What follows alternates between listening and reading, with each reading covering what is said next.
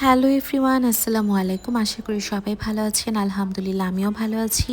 শীত মানেই কিন্তু একটা উৎসব মুখর পরিবেশ থাকে। শীতের পিঠা খেতে যেমন ভারী মজা লাগে, তেমন কিন্তু বিভিন্ন এক্সিবিশন বা মেলাগুলো যেতেও ভালো লাগে। আমার কাছে তো অনেক বেশি ভালো লাগে।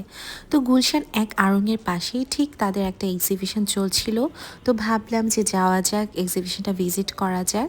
তো যেই ভাবা সেই কাজ, আমরা এক্সিবিশনের ভিতরে ঢুকে গেলাম।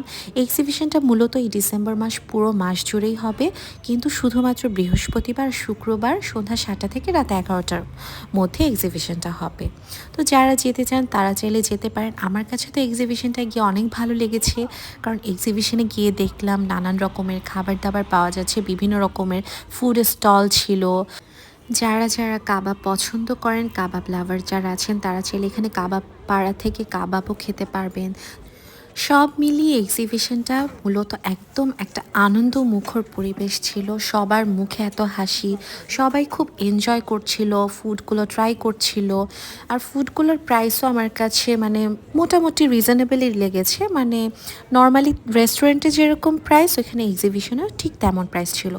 আর আমি তো সর্বপ্রথম এটা বলতেই ভুলে গিয়েছি, এই এক্সিবিশনে কিন্তু ভিজিট করতে কোনো রকমের টাকার প্রয়োজন হবে না। জাস্ট আপনাদের আড়ংয়ের অ্যাপসটা লগ ইন করে তাদেরকে দেখালে কিন্তু এক্সিবিশনে এন্ট্রি একদম ফ্রি।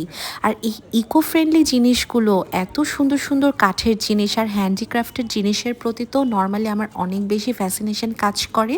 তো যাই হোক, আমাদের একটু এক্সিবিশনে ঘুরতে ঘুরতে ক্ষুধা লেগে গিয়েছে, তাই নিয়ে নিলাম একটা পিৎজা ডমিনোস থেকে।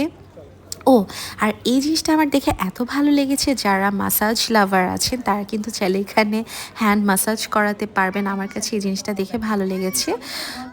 তো এখন আমরা আমাদের পিৎজাটা এনজয় করছিলাম। আমার কাছে ভালো লেগেছে, এটা মনে হয় বারবিকিউ চিকেন পিৎজাটা ছিল ডমিনোসের।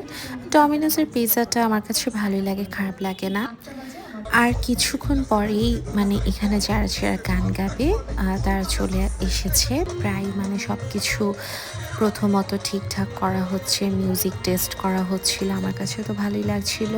আর এখানে আজকে আরিফ দেওয়ান যে মালো মা, যে গানটা কোকি স্টুডিওতে গিয়েছেন শ্রদ্ধেয়, তিনি মানে লাইভ মিউজিক শুনতে আমার কাছে ভালোই লাগছিল। তিনি খুব সুন্দর করে গানটা গাচ্ছিলেন, আর সবাই অনেক বেশি এনজয় করছিল, ভিডিও করছিল। আসলে লাইভ মিউজিকটা মানে তার মুখে শুনতে পেরে খুবই ভালো লাগছে। তো সব কিছু মিলে রাত হয়ে গেছে, এখন তো বাসায় ঘরে ফেরার পালা। আর ফেরার সময় এই ফুলটা দেখে আমার চোখ আটকে গেছে। তো আজ এই পর্যন্ত, সবাই ভালো থাকবেন।